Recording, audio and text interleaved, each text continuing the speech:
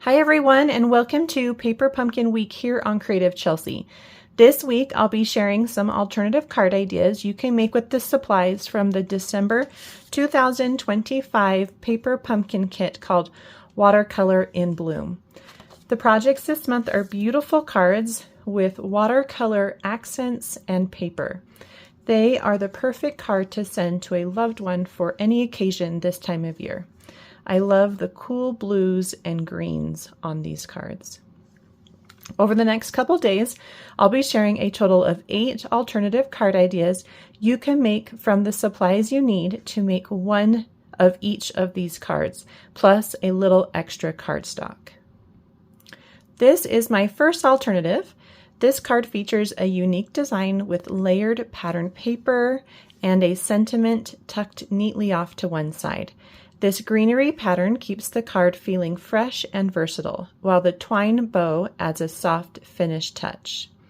Each month I take the contents from the Paper Pumpkin kits and make alternative projects. My cards are easy to follow and can be made by both experienced or new paper crafters. You may need just a couple other products to complete them. You can follow along with me using supplies you already have or purchase any of the products you see me use from my online store.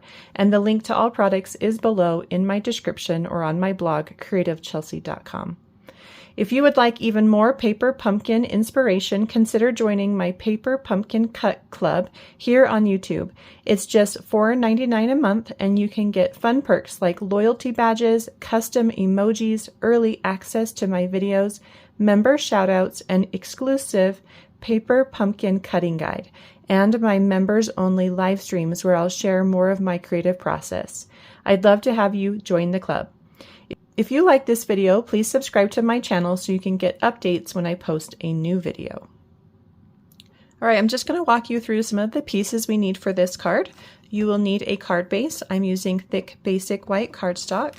You will also need the blue and green pattern paper. I've cut this to 3.5 inches by 4 1/4. I also have a piece from the envelope pattern. Let me show you the original. So here's that envelope, and you're just going to cut this down to 2.5 inches by 4 1/4.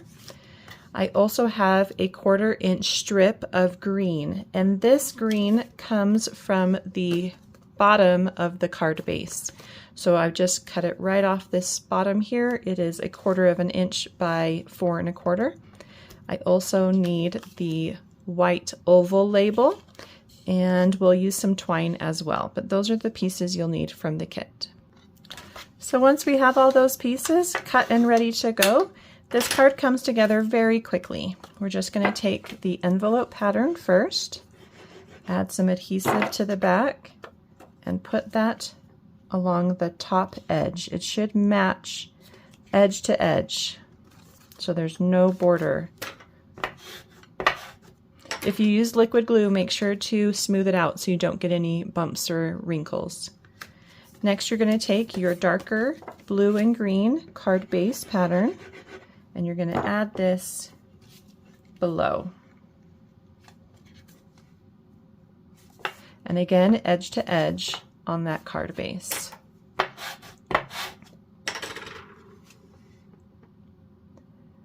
Then we're going to take our oval.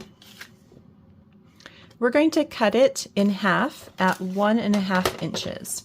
So you're going to take this straight edge, put it up against your paper trimmer, and then this top of the curve sits at 1.5 inches. We're going to use that 1.5 inch side. Save the larger side for some future alternatives. Then we're going to stamp our greeting. I'm using The Little Things You Do For Me Mean So Much, and I'm stamping it in the Night of Navy ink that came in the kit.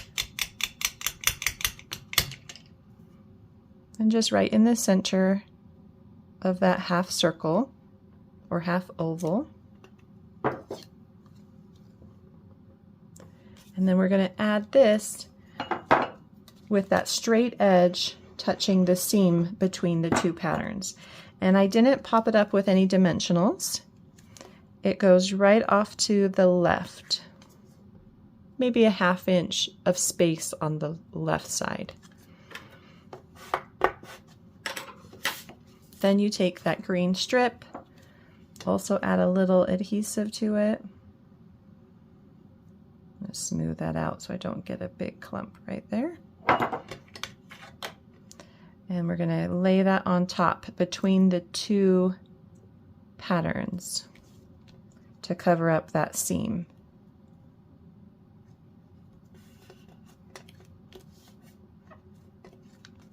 Just like that. And then you can add whatever embellishments you want. I am going to add a bow with this blue and white twine that I have, and it came from the 12 Days of Crafting Advent Calendar kit, and I think that kit is still available. I do know it's on the last chance list. It is a super fun kit.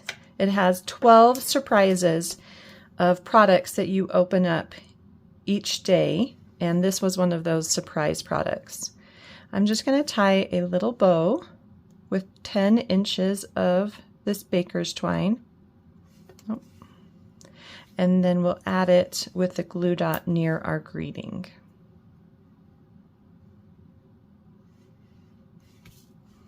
And you could do a big bow, you could do a little bow. I'm just going to do kind of a medium size here. Make that loop a little smaller so I can see my greeting a little better. And then you're just going to take a glue dot and your Take-A-Pick tool. Lay the glue dot down first where you want it. I just want it right there in that corner.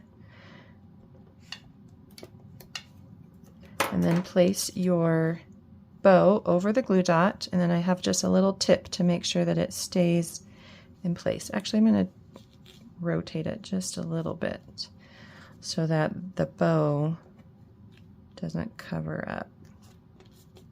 There. Now this loop looks too small. Make that a little bigger. Okay. So once it's on the glue dot, you'll see that there's a little bit of adhesive still showing.